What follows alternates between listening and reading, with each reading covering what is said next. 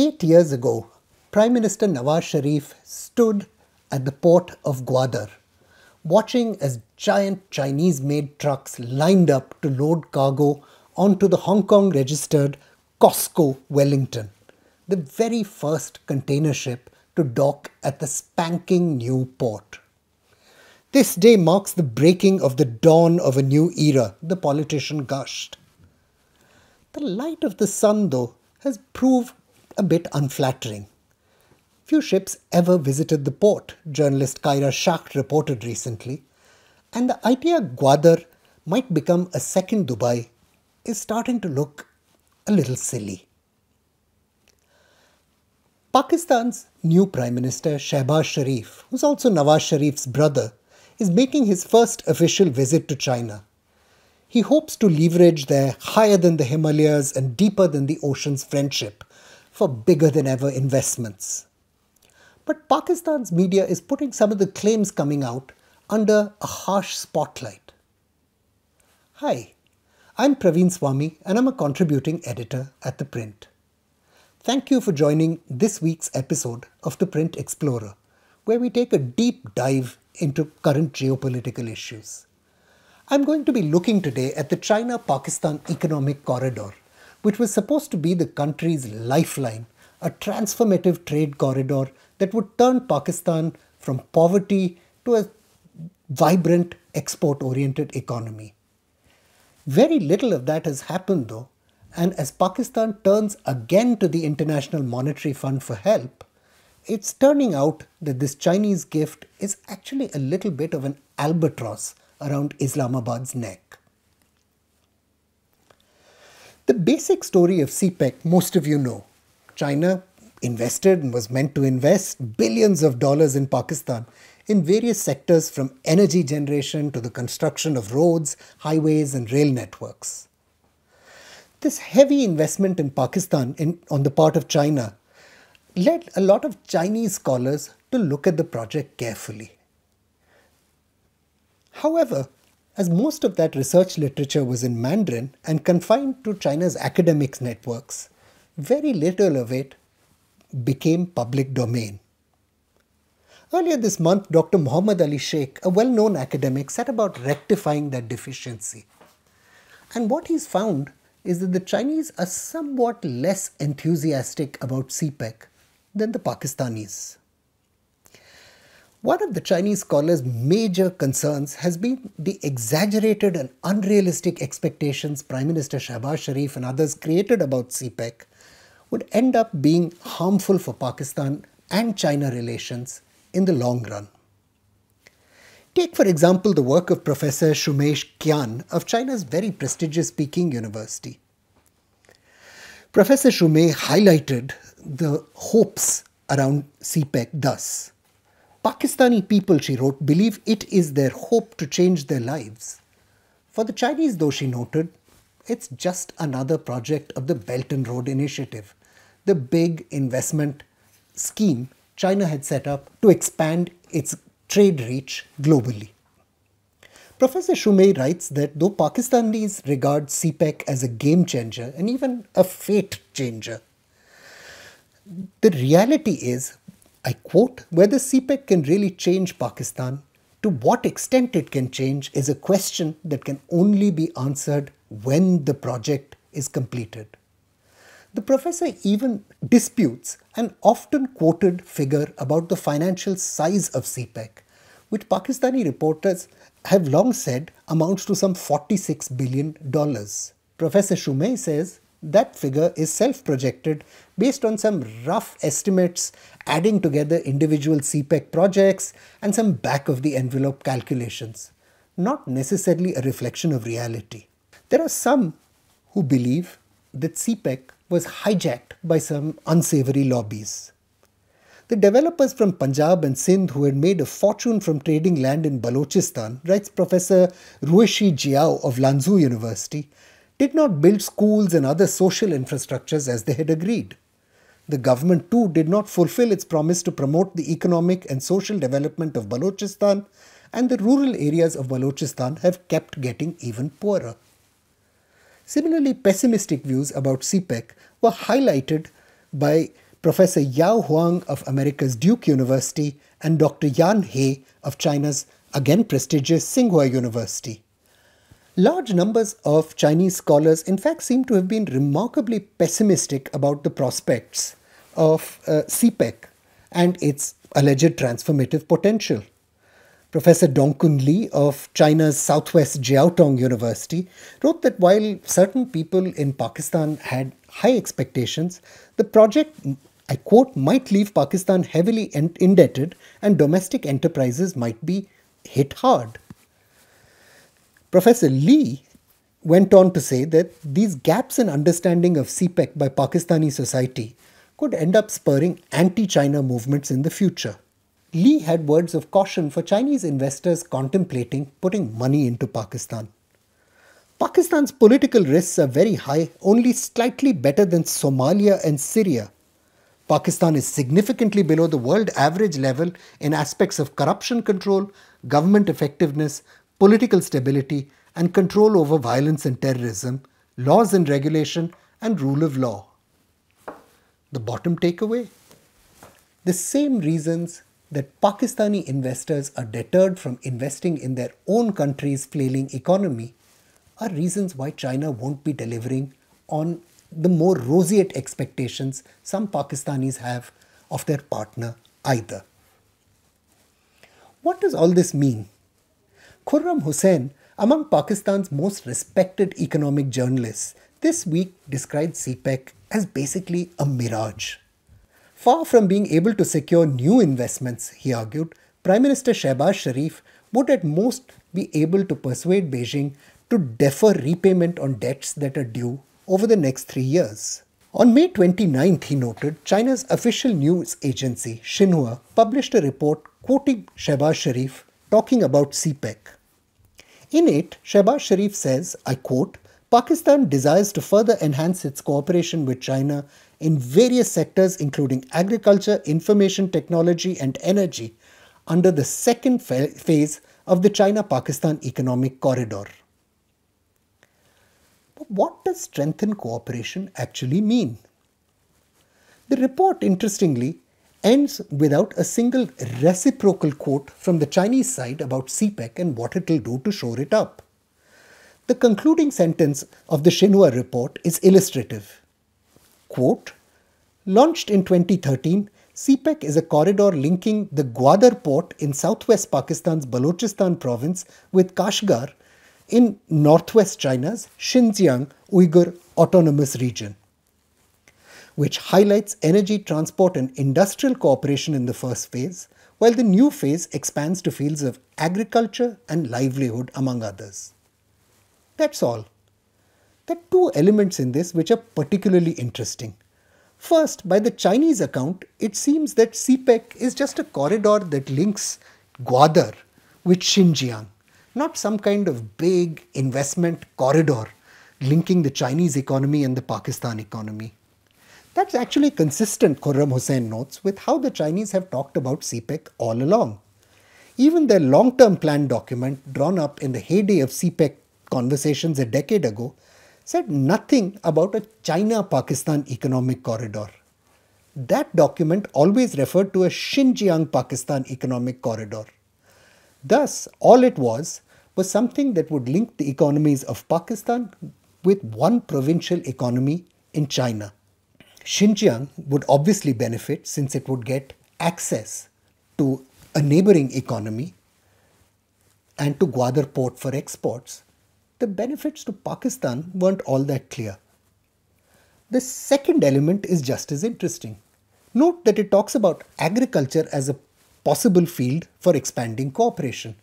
And that's because Xinjiang needs agricultural imports. It's a high altitude area which doesn't generate any significant agricultural surpluses. There's also something vaguely called livelihood. There's absolutely no mention of information technology or the energy sector, the two priorities mentioned by Prime Minister Shehbaz Sharif. This shows that the Chinese sphere of interest is somewhat different from the Pakistanis. The big picture should be worrying Pakistanis even more, and has indeed been worrying some skeptics. In September 2021, The think tank Aid Data released a landmark report, Banking on the Belt and Road, that carefully documented the full extent of China's overseas development finance program. Among its most striking features was that 42 low and middle income countries had public debt exposure to Chinese state-owned lenders worth up to 10% of their GDP. The report also revealed that many low and middle income governments were underreporting their Chinese debts to multilateral institutions such as the World Bank. In other words, hiding it from other creditors. Aid Data estimated that the average low and middle income country it studied was underreporting its repayment obligations to China by an amount equivalent to about 5.8% of their GDP. These underreported debts alone were worth $385 billion. The Aid Data findings provoked a storm in Pakistan. The Daily Dawn raised alarm over the government's refusal to make public the costs or conditions of the CPEC deals. The newspaper deplored the fact that Pakistanis were getting their information on Chinese investments from foreign sources like Aid Data rather than from their own government. So, let's go back to what CPEC is all about. The scholar Amal Malik has noted that it rests on a three-phase plan.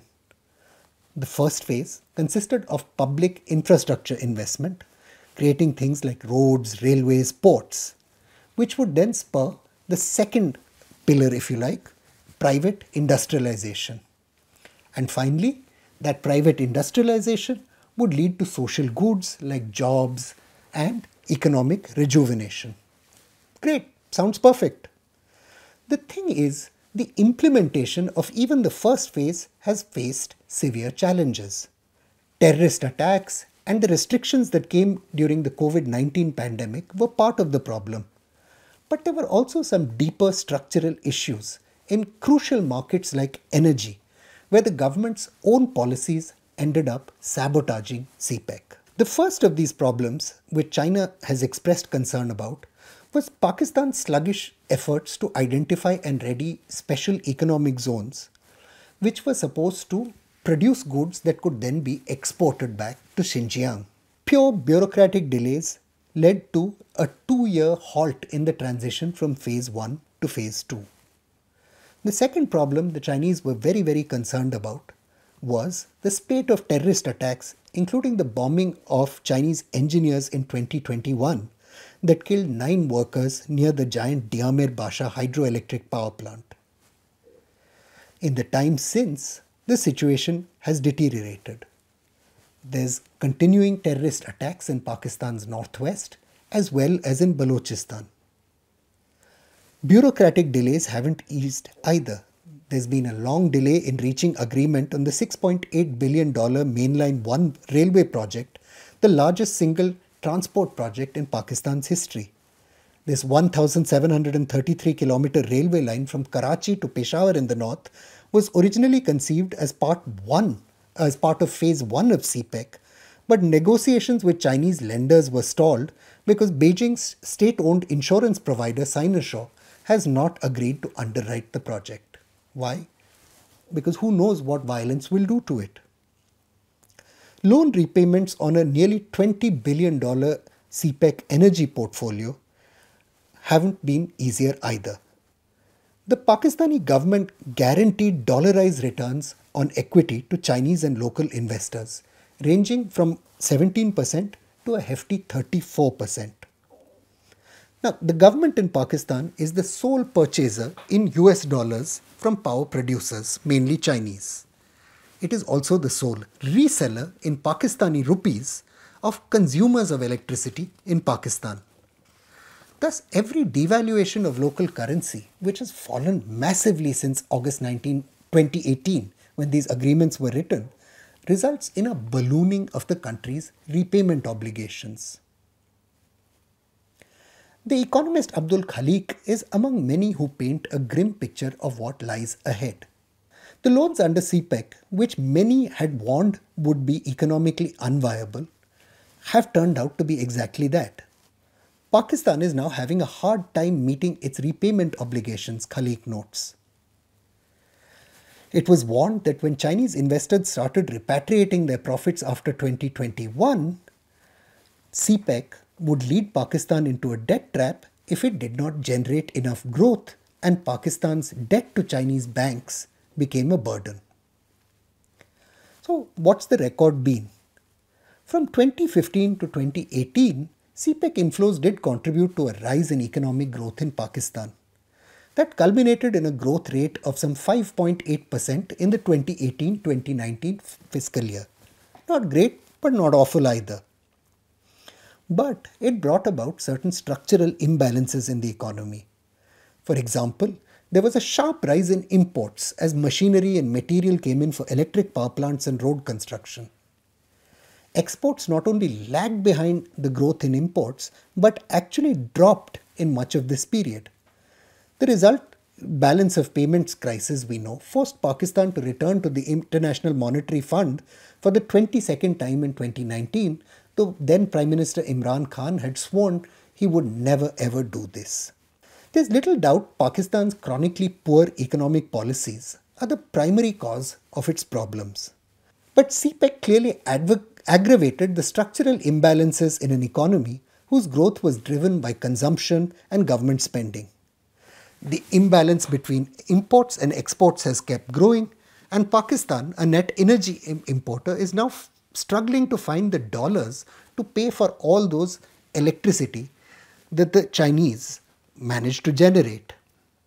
To avert a default, Pakistan's had to turn to the IMF and is compelled to compress natural economic activity because the IMF wants it to slash government spending. It is spending money it doesn't have.